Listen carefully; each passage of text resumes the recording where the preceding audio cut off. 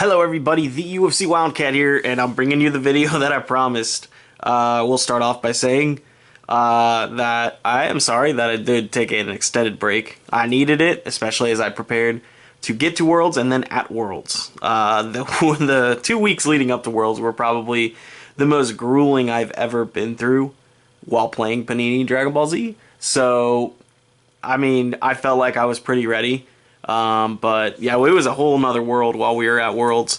A lot of the game itself is kind of in a weird state. And there was, the best deck. And of course, our playgroup decided we wanted to beat the best deck.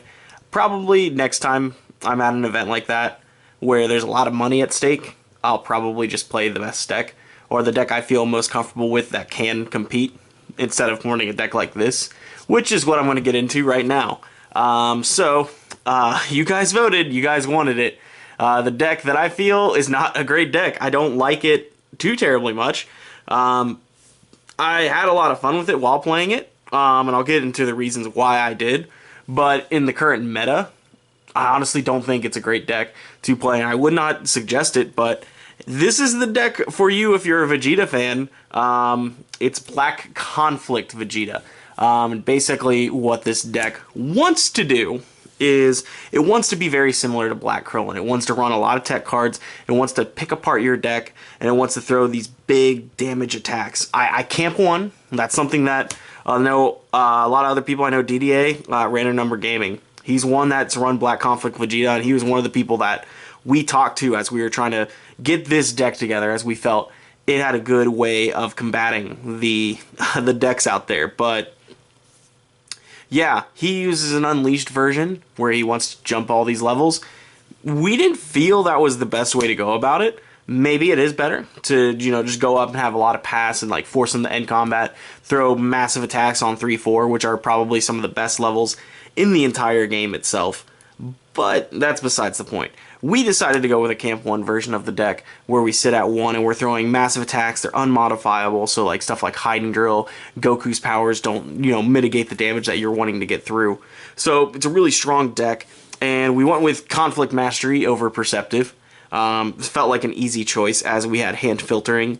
We were able to choose between Gaining Stages and Raising Anger instead of Perceptive, where it's based on the card that you mill. So you have to run a lot of cards that place cards on top so you can kind of force that mill, which is a lot harder than running this. Plus the one thing that people don't really understand, this 4 life card to crit is actually a pretty decent effect. I don't think it's good enough to make the mastery good. I'm pretty confident this is one of the worst masteries in the game, but it's still a pretty good effect. But let's go on now. As we've done in the past. It's been a while since I've done a DBZ deck lab, but we're going to start off with the list first of all. We'll go with some strategy, kind of some of the key things that you want to do with the deck itself. We'll talk about some of the matchups, especially the main 2 that we're talking about, Goku and Roshi. We'll talk about some of the other decks that you may see out there. And then finally, we'll give it an overall verdict. I'll give you a score of how I feel about the deck, but as we move forward, let's go on with the list.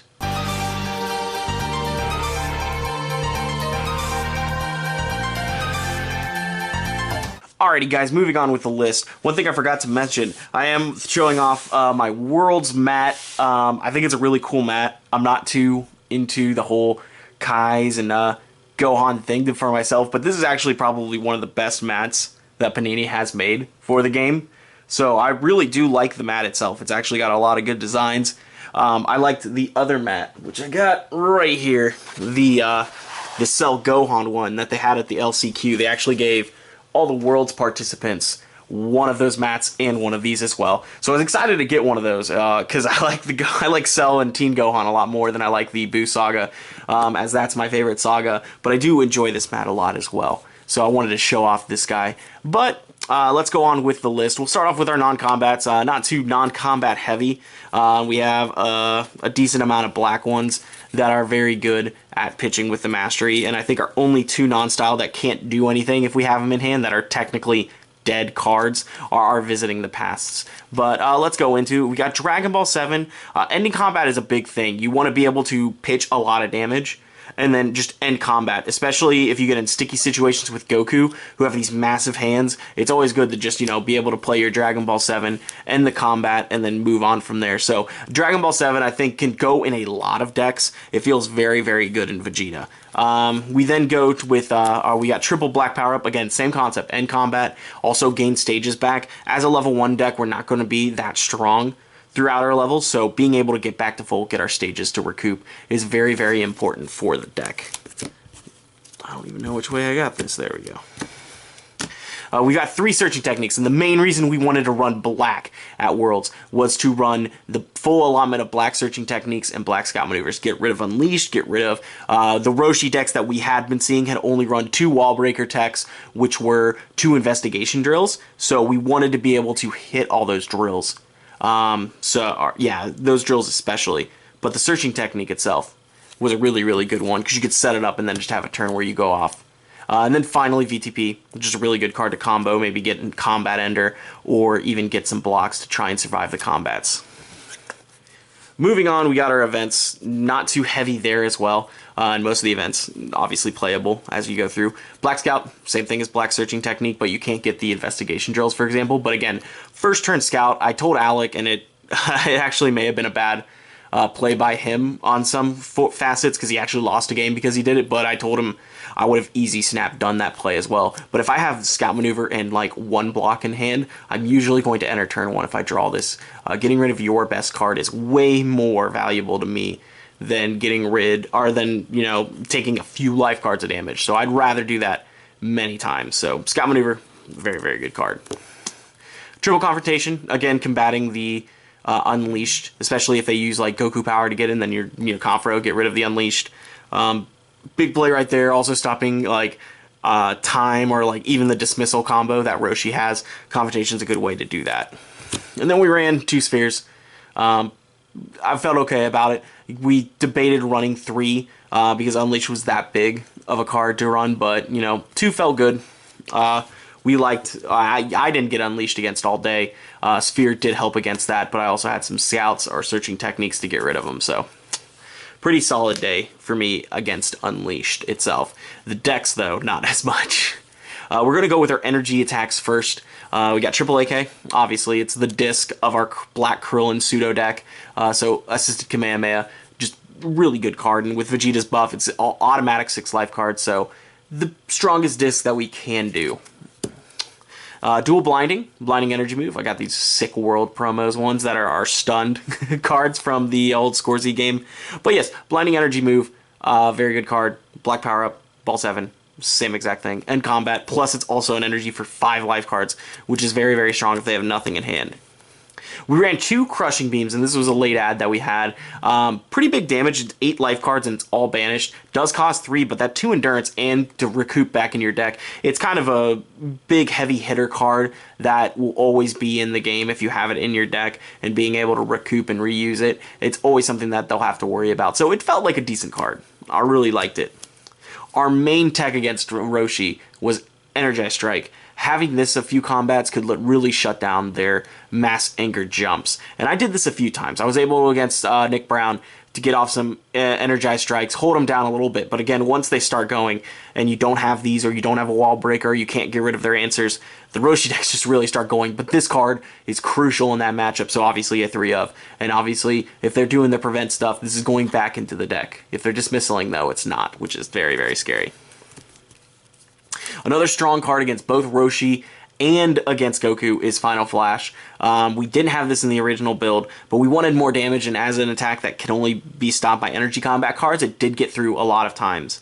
And with the ability to, we have little bit of anger, it kind of slimes us up to 2 naturally, but with this card as well, we can go up to 2. If it does hit, it's hitting for 5 unpreventable, and then on the hit effect, we can lower down, discard a card. We basically get sick value out of a card that's dealing 6 life, or 5 life cards unpreventable when we level, and then able to drop down, kill a card in their hand. Can be really strong, and then the attack pass is obviously one of the better effects in the game. The red restriction effect, as I like to call it.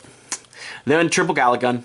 Damages, and that's all it really does. Double crit is also very, very good, but mostly the damage. It can be lower anger too, but it's unpreventable as well on level 1, so it's just putting so much pressure on the opponent when you're like energy for 8 unpreventable. It's a huge chunk out of the opponent's deck.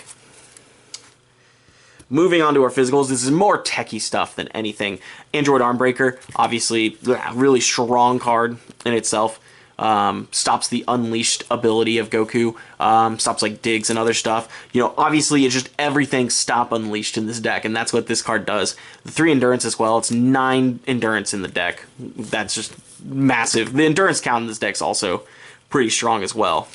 We got Black Defensive Burst, stops the Ruthless Gokus, we felt. It was a really strong card. I had it against Mikkel Grant, who was running a orange physical Goku, and this card dominated the game because I had it in so many strong situations to be able to throw a Defensive Burst. He's locked out of a combat, and I just kind of pick, poke, poke like Krillin does, and just, you know, get out of there. 2 Dashing Punches. Another good card against Roshi as it shuts down anger, but the skip is also very, very good. Plus, banish damage is always strong.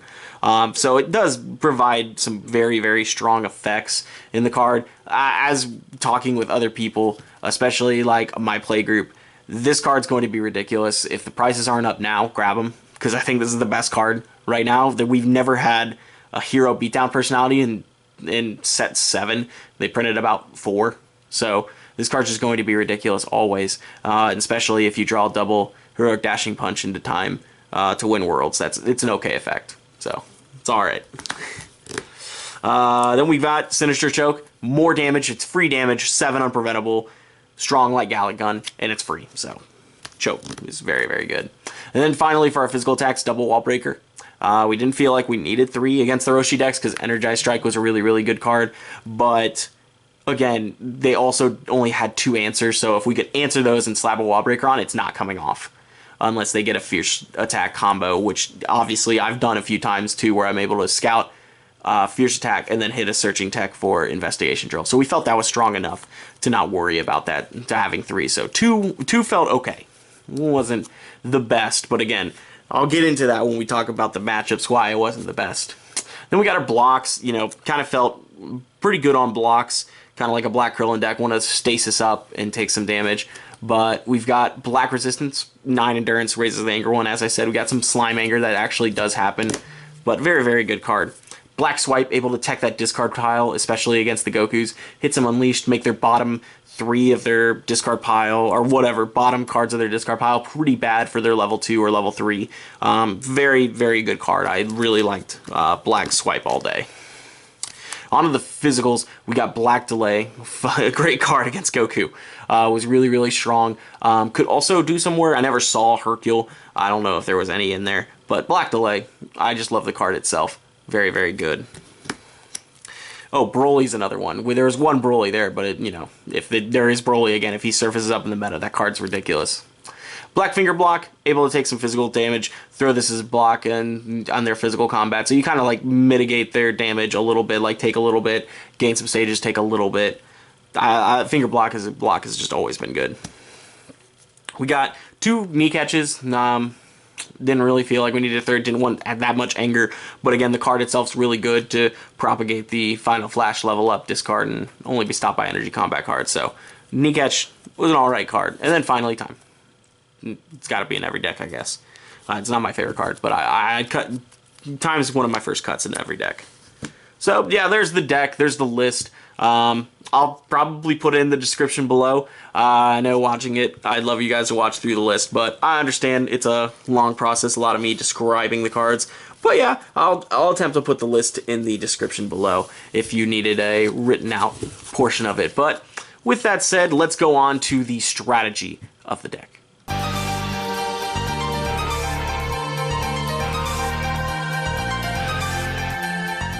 Alrighty guys, moving on to the strategy of the list. Basically, as I said before, this felt like a very souped up Black Krillin deck. There's a lot of ability to throw some massive damage, as we have our damage suite over here with our AKs, which are virtually disc, but they're doing 6 life cards. We've got our Crushing Beams, which are replenishable endurance attacks that are strong. Galick Guns with this unpreventable 8 that's coming across, and then Choke, a free 7 life cards unpreventable. Basically, you have combats where you throw like 1 or 2 of these, get some big damage, and then, as I said before, end the combat. Get out of there and enjoy having that like a little bit of that lead and just kind of win that fatigue game of pushing them like a little bit, force some pressure onto them, force some big damage, and then exit the combat and basically walk away with some victories. But then the main reason that we ran the deck was for the tech suite that we could run. There was so much tech that we could run in the deck, and a lot of these are just basic Vegeta cards that you would run. Android Armbreaker is a ridiculous physical attack for 6 stages, and it does 2 life. So that's crippling to a lot of these like Roshi decks that need their stages.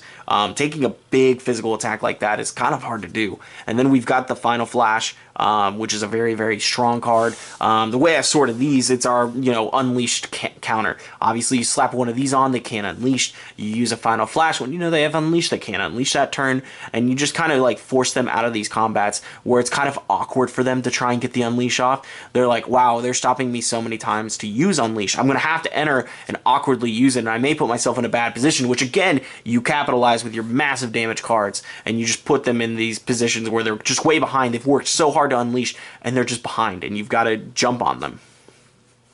Then we've also got our anti-Roshi pack over here, the Stop the Anger gains with the ridiculous shuffle mechanics that they can just jump ridiculously. Roshi's 1 power, which gains 2 anger, and then his level 2 that has insane shuffle synergy, which I think is something that definitely does need looked at as somebody who did play Roshi and realized that alone won some games. And then we've got Wallbreaker up here. Again, as we said before, if you can get rid of their Wallbreaker tech, they're going to get a Wallbreaker slapped on, and there's virtually no way that they're going to get Wallbreaker off unless there's a stray crit that comes out of nowhere from like a Left Burst or Orange Rage. And those are like the only 2 attacks I can think of that actually do enough to get rid of it. So again, very, very strong card to slap on a Roshi deck and hopefully lock them out. And then we got our tech, the #1 card that we wanted to run the deck for. And the reason we chose black over any other style was to run Scout Maneuver and Searching Deck. Go out of your way, take a card, their best card, take away their Wallbreaker answer, limit them, and make sure that they can't play their game plan, and you're just going to capitalize with your big damage attacks. And eventually you're going to poke through and have enough damage and enough of a lead to just win the game. And that was the main reason that we ran this deck. And again, I love the idea of it. It's Black Krillin with more damages. Like, Krillin didn't have a Galick gun. He could run a Choke and a Disc, but now we've got a 1 life card more Disc. We've got Choke. We've got a massive Galick gun over here, which is going to go for crazy damage. And then we've also got Crushing Beam. So, again, I really do enjoy the deck. It's a lot of fun. I'm probably going to keep it together because it's probably the best black deck I've played this set. So, there's that. It's the best black deck I've played, so I will say that. But now, after we're talking about some of the strategy that you want to do with the deck, let's move on to the final verdict.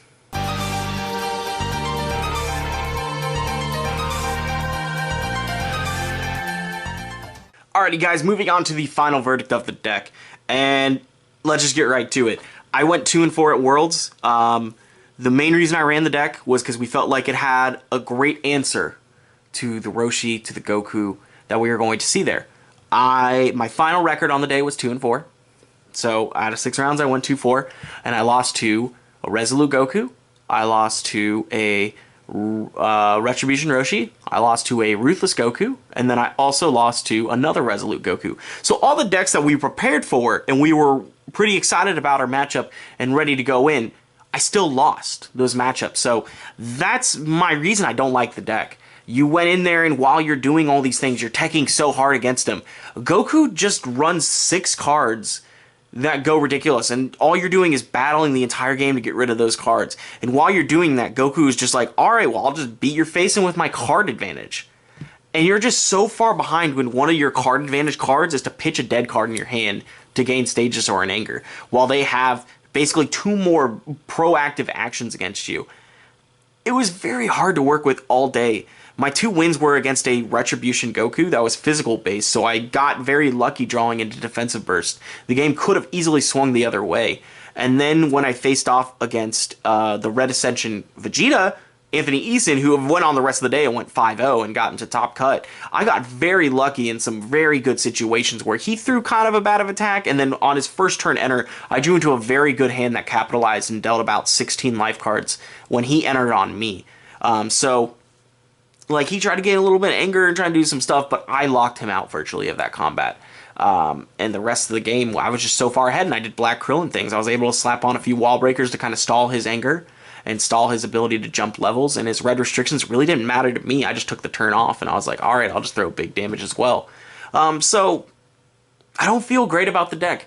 It's a lot of fun. If you like Black Krillin and you felt pretty good about that, I would easily run this deck. It's a very fun deck, but the Goku matchups are still going to be really terrible, and the Roshi matchups, if they're running more Anger Tech, that are more Wallbreaker tech than just 2 investigations, you're really far behind. I know Alec was playing Timbato round 1 and he ran 3 investigation drills, and when he's searching tech and there was 1 in deck, he just never got a way to get the last answer out. So he was just so far behind, so he had to hold on to his 1 answer of Wallbreaker, because as soon as he slapped it on, Tim was going to heroic plan to go grab investigation drill, and Alec's behind the 8 ball, and he literally just lost that combat because he lost his 1 answer.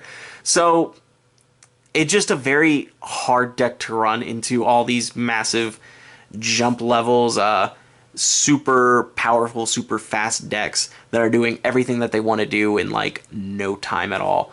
So unfortunately, I love the deck. It's a very cool idea, and it's like Black Krillin, but it just doesn't do it. If Black Krillin wasn't doing it, Vegeta's doing a little bit more, but still not going to get there. So if I had to give a rating to the deck, it's a 6 out of 10 for me. I really do enjoy playing that style of deck, but that style of deck is not going to work in this current meta.